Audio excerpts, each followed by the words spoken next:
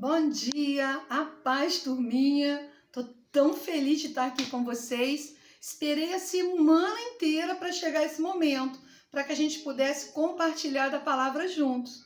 Hoje nós vamos estar orando, porque não sei se vocês sabem, mas no Brasil há aproximadamente 1.700.000 deficientes visuais. Eu tive a oportunidade de dirigir o CIMI, lá nós tínhamos uma turma, uma professora excelente, a Vânia, né? E eu tenho vários amigos. E tem um grupo grande de pessoas que não tem a oportunidade de ler a palavra de Deus como nós. Mas graças a Deus, a Sociedade Bíblica do Brasil, ela fez uma Bíblia em Braille. Eu não sei se vocês conhecem. Nas caixinhas de remédio, se vocês pedirem os pais de vocês, eles vão mostrar para vocês esses pontinhos. É um sistema de escrita, tá? E eles podem escrever e ler através do Braille. Eu não consegui trazer um exemplar da Bíblia, que é muito grande, mas eu queria trazer pelo menos uma parte para vocês, mas não foi possível.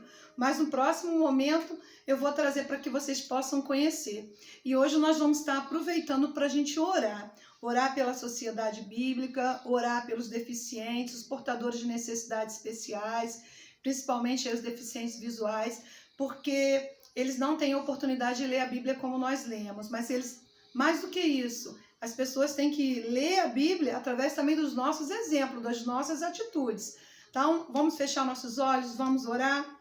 Pai amado, Deus querido, Deus santo, graças te damos por mais esse dia, por mais essa oportunidade de poder falar contigo, Senhor. Estamos aqui para te agradecer. Agradecer porque tem cuidado de nós. Te agradecer, Senhor, pelas sociedades bíblicas do Brasil. Te agradecer para que os portadores de necessidades especiais, os deficientes visuais, eles tenham a oportunidade de ler a tua palavra ou de ouvir, principalmente de te conhecer, Senhor. Isso eu lhe peço, te agradeço, em nome e por amor de Cristo. Amém. E olha, a nossa senha, tá aqui a colinha. E essa semana, porque semana que vem eu já vou apresentar a senha das próximas aulas. Mas essa senha não pode ficar esquecida, tá? Então, ó, lâmpada para os meus pés é a tua palavra, luz para o meu caminho. Salmo 119, versículo 105. Vou tirar aqui. Semana que vem nós vamos ainda utilizar a colinha.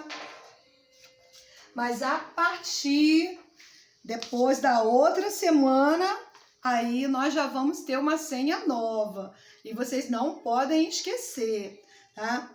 No nosso livro, a Karine lá da igreja fez uma coisa bacana. Eu conversei com ela, falei, Karine, eu queria mandar o deverzinho de casa para eles. Porque tem muitos que não têm o livro, alguns não são nem da nossa igreja, mas a gente tem recebido aí, ó, eles falando pra gente, ó, eu tô assistindo o seu vídeo, tô acompanhando. Então a Karine preparou algo especial aí para que vocês tenham um deverzinho de casa todo dia.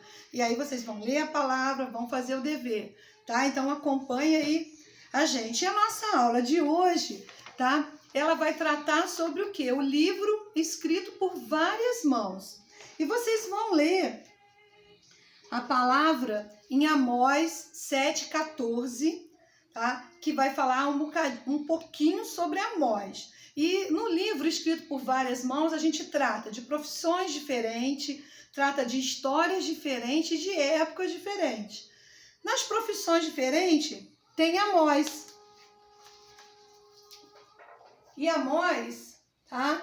É o boiadeiro, ele era boiadeiro, que cuidava das ovelhas, das cabras. Os líderes de Israel maltratavam bastante o povo, roubavam o povo, vendiam mercadoria e comida a preço muito alto, os ricos desperdiçavam, tá? E os pobres e as viúvas, o povo, do modo geral, passava muita necessidade.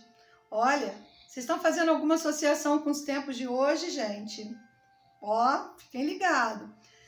Amós sabia que Deus amava os pobres e as viúvas. Deus escolheu ele para ser um profeta. E dizia ao povo que deviam mudar e se arrepender dos seus pecados. Mas, infelizmente, muitos não deram ouvido a Amós, muitos não se arrependeram, e mais tarde eles sofreram por causa da desobediência. Outro livro que vocês vão ler está em Esdras, tá? Esdras 7, versículo 8 até o 12.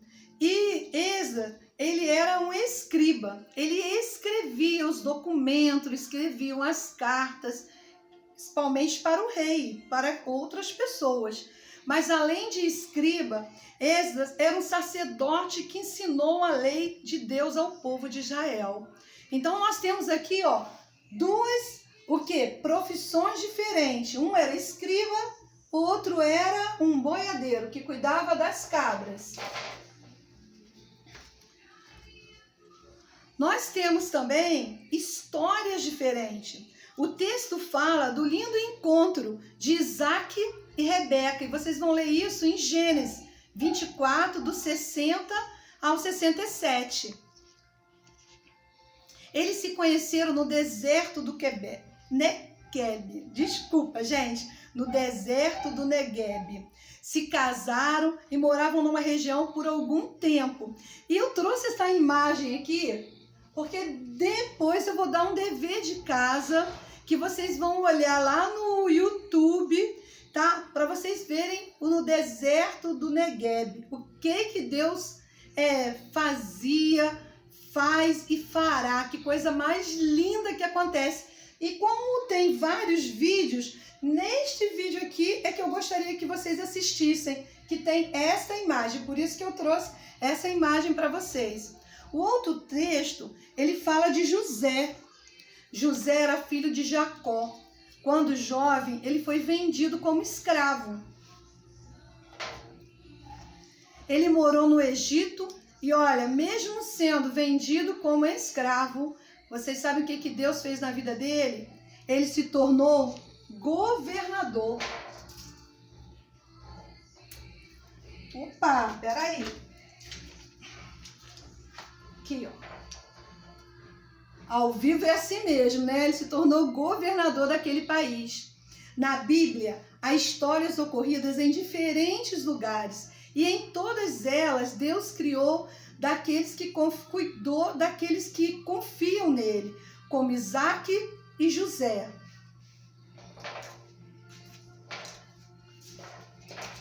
Então, nós já vimos profissões diferentes e lugares diferentes.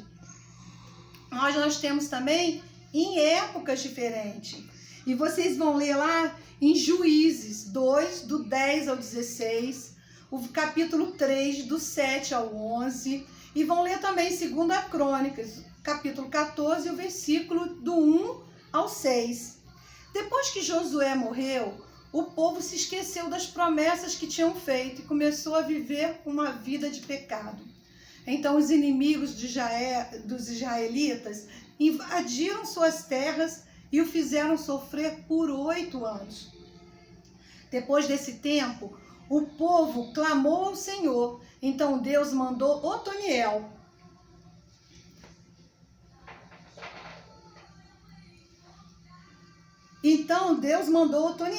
Outras pessoas de Israel, chamadas juízes, ajudaram o povo a se arrepender e a viver de acordo com a lei que Deus havia mandado a Moisés. Nesse tempo foi chamado a época dos juízes. E lá em 2 Crônica, fala também de Asa. Asa foi um rei que agradava ao Senhor.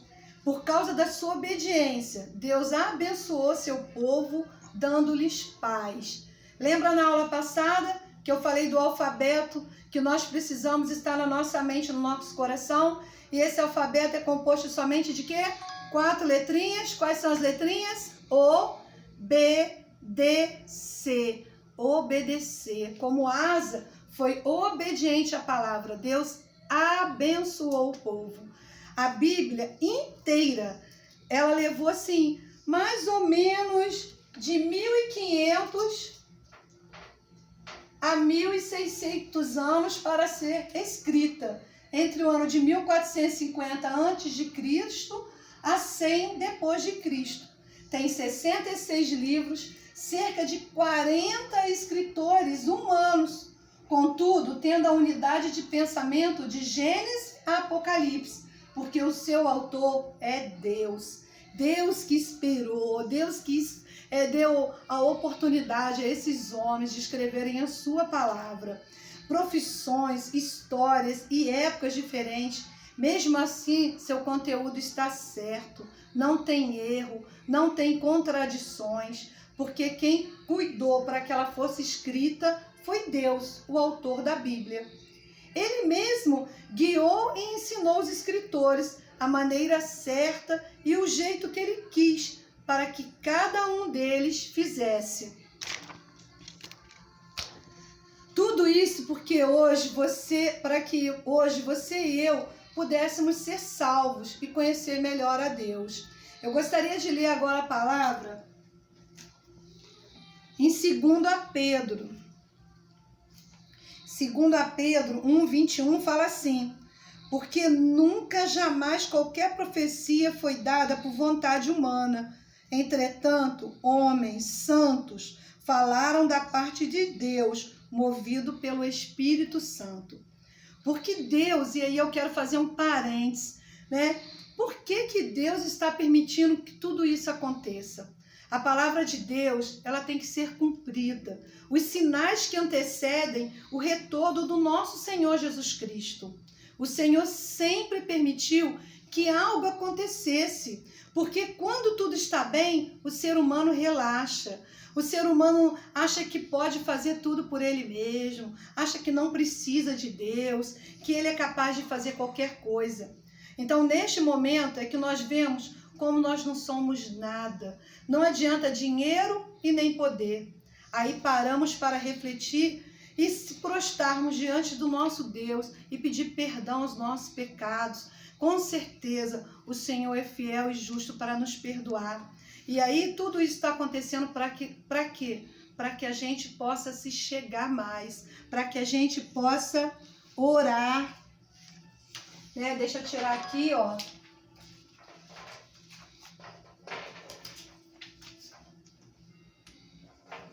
E aí, para que a gente possa orar mais, para que a gente possa ler mais a palavra de Deus, para que isso possa fortalecer a nossa fé.